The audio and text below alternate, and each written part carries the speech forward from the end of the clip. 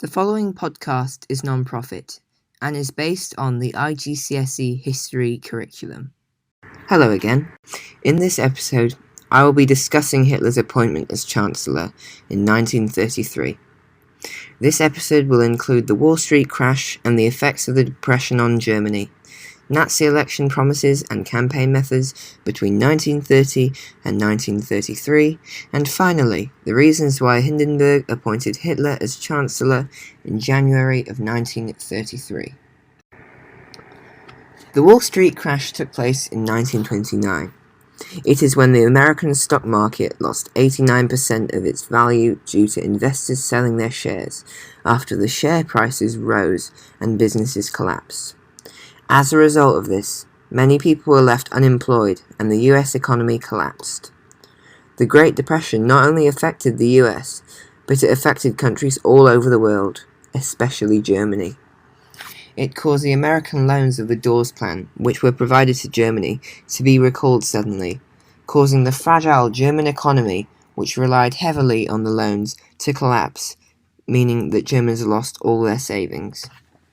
By 1933, 40% of the working population was left unemployed, causing extremist parties to rise in popularity, as their ideas sounded ideal to helping the German economy recover.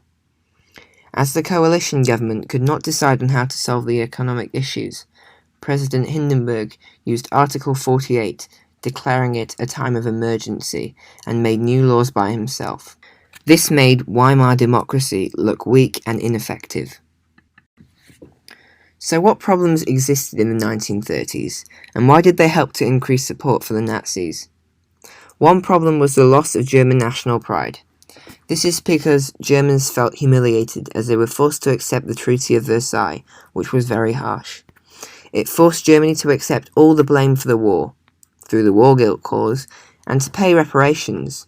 The Nazi election promise to solve this was to recover all of the land lost under the treaty and make Germany a great powerful empire again. Another problem was fear of communism.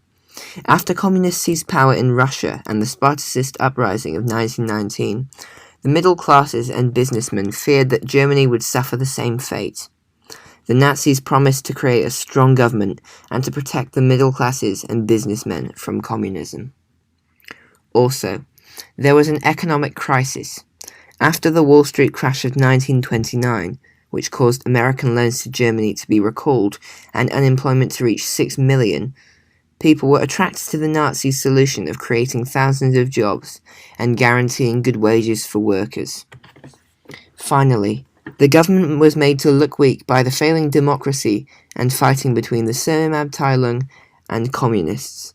The Nazi proposal was to create a strong central government led by a strong leader, or Führer, Adolf Hitler, meaning it would essentially be a nationalist government. Some people who supported the Nazis included the working classes, as Nazis promised to create thousands of jobs for the unemployed workers. Young unemployed men, as Nazis created the Sturmabteilung so that they would have jobs. The SA was attractive as they were able to be made to feel important by wearing their uniform, marching on the street and attacking political opponents of the Nazis. Farmers, as the Nazis promised to cancel farmers' debts and persuade Germans to buy local produce. Farmers also liked traditional values and the Nazis promised to return them.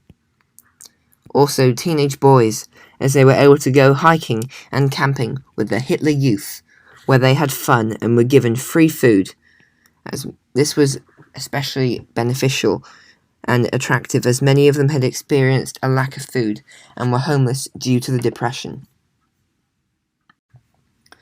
Why did Hindenburg eventually appoint Hitler as Chancellor in 1933?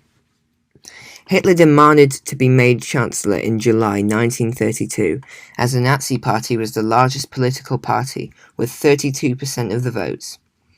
Von Papen and von Schleicher were both unpopular as chancellors, so von Papen advised President Hindenburg that he could control Hitler as chancellor if he was vice-chancellor.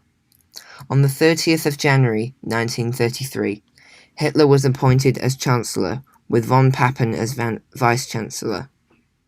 Also, Hitler had the support of many generals, and he had taken part in the presidential election of 1932, where he won 13.4 million votes, so Hindenburg knew that the public would support him as Chancellor. I hope this episode helped you. Thank you all for listening. Next episode, I'll be looking at Hitler's consolidation of power from 1933 to 1934. If you would like to read some more revision material, you can use the link in the description of this podcast and browse my website for some notes on topics ranging from the Weimar Republic to Nazi Germany. Please also consider rating this podcast or submitting comments and suggestions in the Google form linked in the description. You could also send in a voice message, which I might play in the next coming episodes.